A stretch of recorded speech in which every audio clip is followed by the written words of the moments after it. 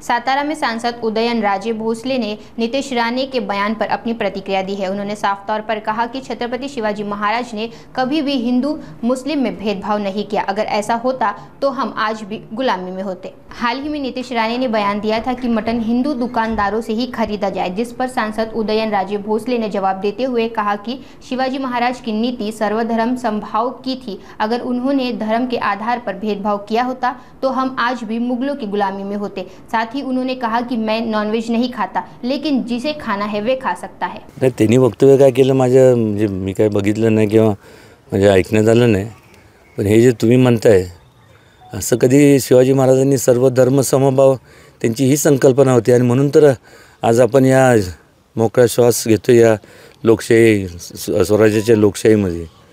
तसं हिंदू मुस्लिम केलं असतं तर आज आपण गुलामगिरीत असतो ह्या मोगलांच्या।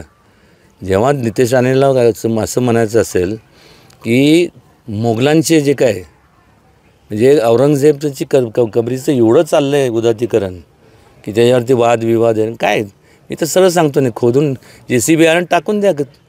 तो काय तुमचा म्हणजे तुमच्यावर त्यांनी आक्रमण करायला आला होता।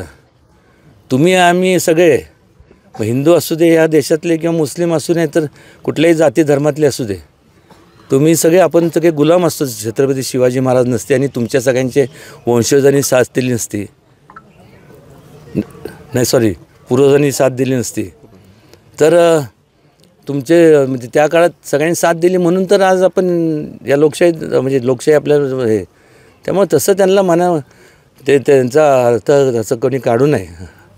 मी एवढंच सांगेन ज्यांना, आता मी काय जवळपास मी तर काय नॉनव्हेज खात नाही, त्यांना खायचं खावा।